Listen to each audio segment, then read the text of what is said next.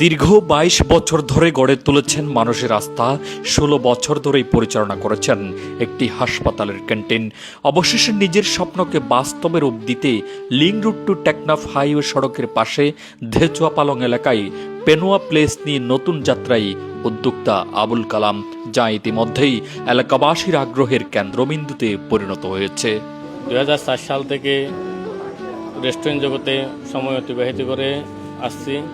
আল্লাহ আমাকে যে সততা দক্ষতা যতটুকু দিয়েছেন, আমি আশাবাদী আমার এলাকায় আমি এই সময়টা এখানে অতিবাহিত করে অত্র এলাকার সর্বস্তরের মানুষের জন্য আমি সর্বোচ্চ চেষ্টা করব তাদের মন মতো রুচিশীল খাবার পরিবেশন করার জন্য। যেখানে শহরের কোলাহল নেই, আছে সবুজের শান্ত ছোঁয়া, যেখানে খাবার শুধু প্লেট ভরানোর জন্য নয়, বরং স্বাদ, সতেজতা আর প্রকৃতির এক অনন্য অভিজ্ঞতা। রেস্টুরেন্ট জগতের সঙ্গে দীর্ঘদিন সম্পৃক্ত থাকা এই উদ্যোক্তা প্রায় ১৬ বছর ধরেই কক্সবাজারের ফুয়াদ আল খদিব হাসপাতালে সুনামের সঙ্গে ক্যান্টিন পরিচালনা করেছেন। সেই অভিজ্ঞতায় আবার রূপ নিয়েছে আরও বড় পরিসরের স্বপ্নে। পবিত্র খতমে কুরআন তেলাওয়াতের মাধ্যমে অনুষ্ঠানের শুভ সূচনা হয়। পরে খুনিয়াপালং ইউনিয়ন পরিষদের চেয়ারম্যান আব্দুল হক কোম্পানি ফিতা কেটে আনুষ্ঠানিকভাবে রেস্টুরেন্টের শুভ উদ্বোধন করেন।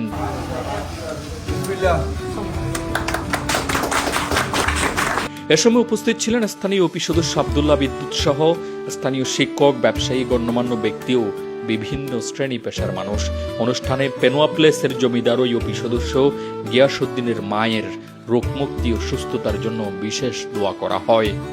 সবুজে ঘেরা মনোরম পরিবেশ, খোলামেলা বসার ব্যবস্থা এবং বিশাল পার্কিং সুবিধা রেস্টুরেন্টটিকে অন্যদের থেকে আলাদা করেছে। উদ্যোক্তার দাবি, স্থানীয় কৃষকদের কাছ থেকে সংগ্রহ করা অর্গানিক শাকসবজি, পাশাপাশি টাটকা মাছ ও মাংস দিয়েই প্রস্তুত করা হবে খাবার। লিংক রুট টু টেকনাফ মহাসড়কে চলাচলকারী যাত্রী, বিভিন্ন প্রতিষ্ঠানের কর্মরত কর্মকর্তা কর্মচারী, এনজিও কর্মী, চালক এবং পরিবার নিয়ে ঘুরতে আসা দর্শনার্থী খাবার প্রেমীদের জন্য এটি হতে পারে একটি নির্ভরযোগ্য গন্তব্য। স্থানীয়রা বলছেন, শুধু একটি রেস্টুরেন্ট নয়, এটি এলাকাবাসীর জন্য নতুন কর্মসংস্থান ও উন্নয়নের সম্ভাবনা তৈরি করবে। আসলে এই রুটের মধ্যে আমাদের অনেক এনজিও যাতায়াত করে। এই যাতায়াতের মধ্যে কোনো ভালো উন্নত মানের হোটেল নাই। একটা হোটেল আছে এখানে, এটাও ভালো।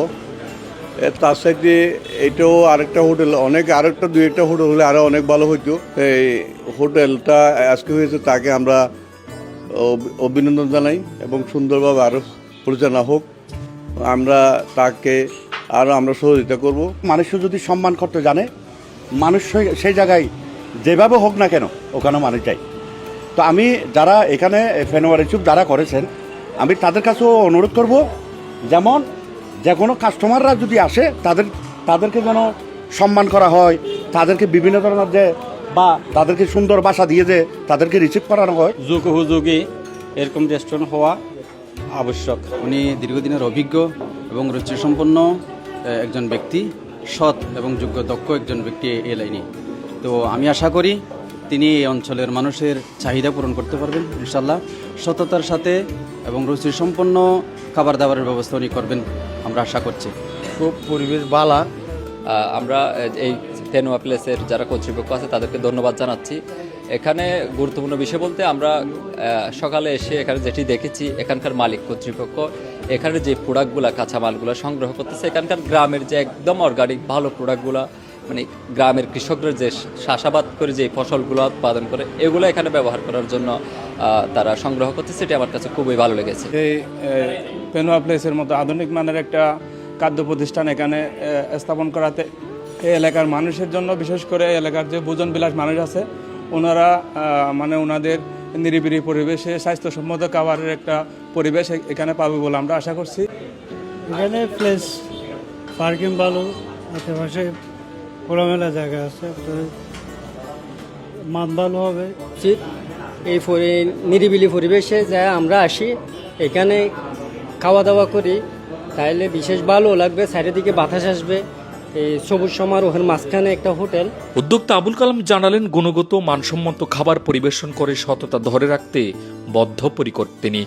যে কোনো ধরনের অনুষ্ঠানের খাবার অর্ডার থেকে শুরু করে খাবার জগতের সকল সুযোগ সুবিধা এখানে বিদ্যমান বলে জানান তিনি। 22 বছরের অভিজ্ঞতা, সততার মানসম্মত সেবার প্রতিশ্রুতি নিয়ে পথ চলা শুরু করলো পেনোয়া প্লেস। এখন দেখার বিষয়, লিংক রোড টু টেকনাফ সড়কের যাত্রীদের কাছে কত দ্রুত প্রিয় ঠিকানায় পরিণত হয় এই নতুন আয়োজন। মোহাম্মদ ইয়াকিন, পালং টিভি, খুনিয়া পালং, রামো, কক্সবাজার।